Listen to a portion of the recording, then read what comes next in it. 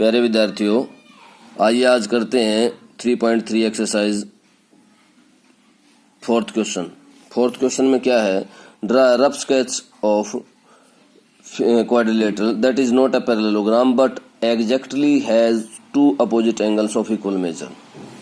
तो इसके लिए सिर्फ हमें एक एग्जाम्पल देना है। तो हमने एग्जाम्पल दिया काइट का।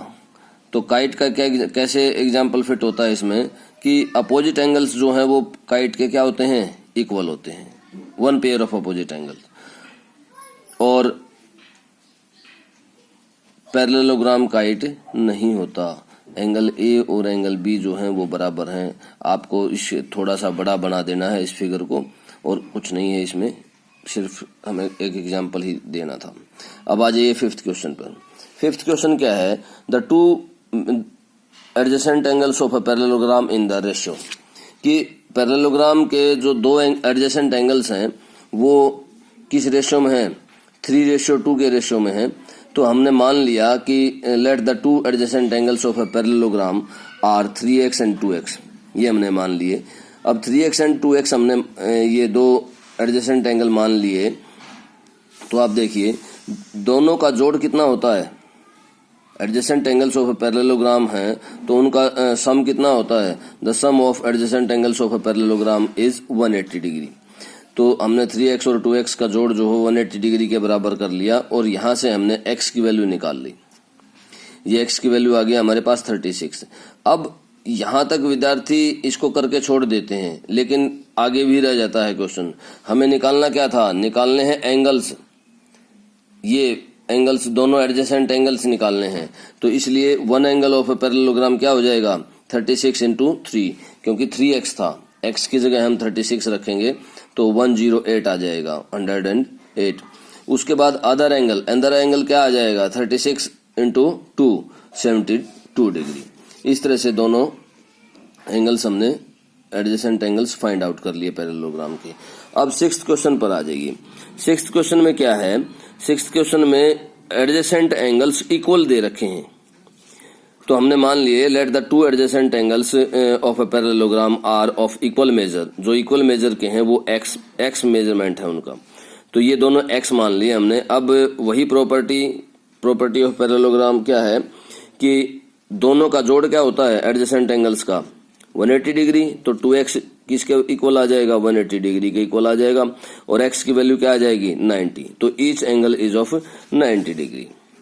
इस तरह से अब यहां पर जगह थोड़ी सी कम रह गई थी, इसलिए मैंने 8वें का फर्स्ट क्वेश्चन कर दिया, फर्स्ट पार्ट कर दिया। ये एक पैरेललोग्राम दिया हुआ है, ये फिगर आपको बुक में दिया हुआ है। उसमें अपोजिट साइड्स जो हैं वो दी हुई हैं 3y-1 एंड 26। इसी तरह से इसकी जो है वो 3x और 18 दी हुई है।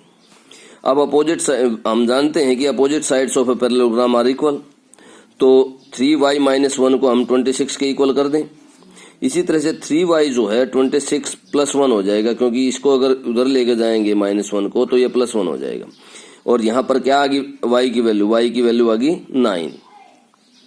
इसी तरह से 3x 18 के बराबर, तो x की वैल्यू कितनी आ गई, 6 आ गई।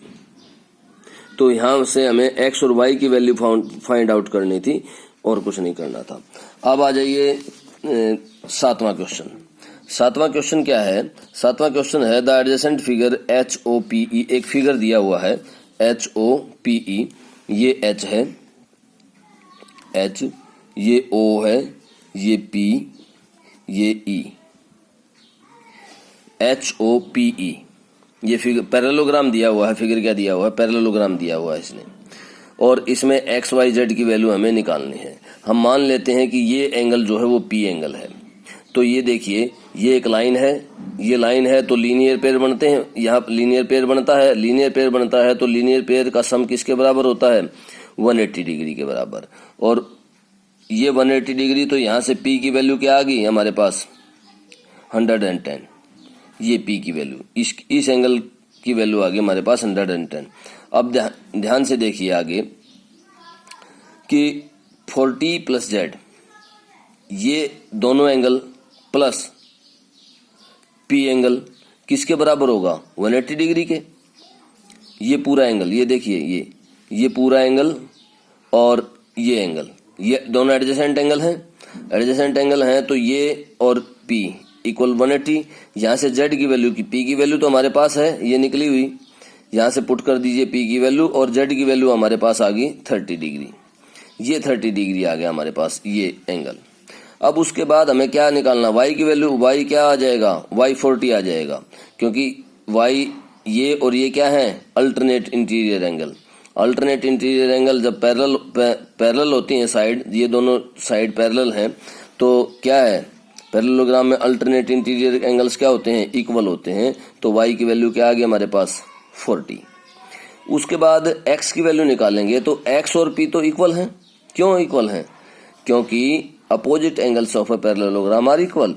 तो X जो है वो P के बराबर आएगा और किसके बराबर आ जाएगा, 110, opposite angles of a parallelogram. इस तरह से 7वां क्वेश्चन होता है। अब आ जाइए 8वें क्वेश्चन का सेकंड पार्ट रहता था। 8वें क्वेश्चन के सेकंड पार्ट में उसने डायगोनल की प्रॉपर्टी यूज करने के लिए कहा है।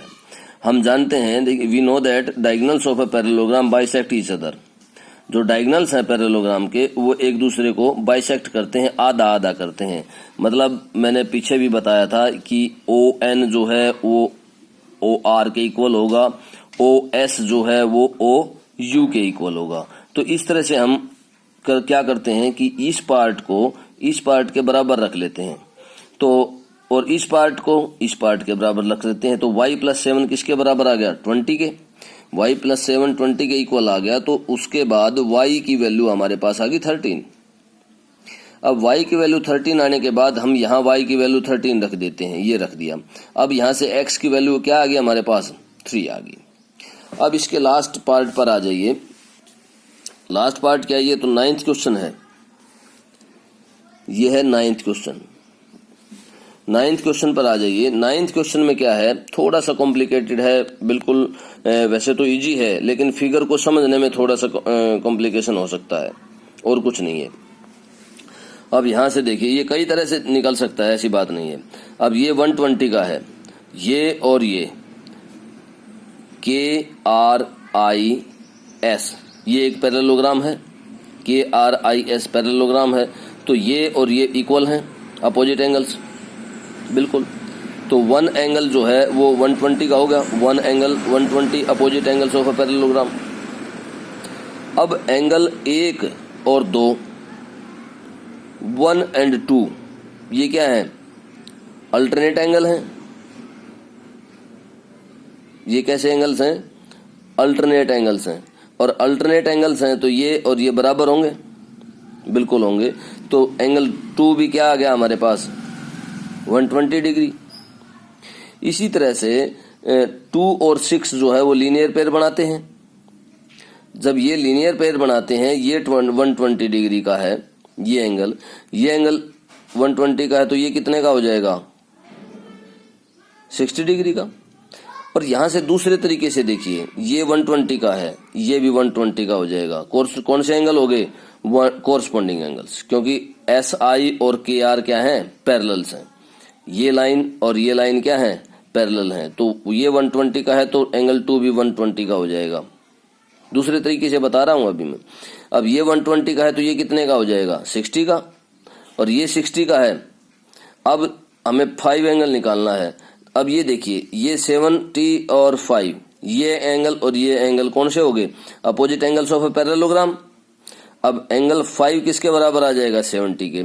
अब ये ट्राइंगल है हमारे पास EAS, मैंने लिखा भी है, in triangle EAS angle 4 plus angle 5, ये angle 5 plus angle 6 plus angle 6 is equal to 180 डिग्री। क्योंकि ट्राइंगल के तीनों कोणों का जोड़ क्या होता है, 180 डिग्री। अब यहां से हमारे पास क्या क्या अवेलेबल है, देखिए एंगल 5 अवेलेबल है, एंगल 6 अवेलेबल है। क्या निकालना हमें, एंगल 4 निकालना है। तो एंगल 4 क्या आ जाएगा, 180 में से मैं दोनों को घटा दूं, तो ये मैंने घटा दिया। तो एंगल 4 की वैल्यू क्या आ गई हमारे पास, 50 डिग्री। एंगल 4 की क्या वैल्यू आ गई, 50 डिग्री। और इसी को वो पूछ रहा था, इसी को उसने क्या रिप्रेजेंट किया है, इसी को उसने रिप्रेजेंट किया है, एंगल 4 को उसने रिप्रेजेंट किया है x की वैल्यू, और ये हमारे पास क्या आ गई, 50 आ गई हमारे पास x की वैल्यू। ठीक है, ओके।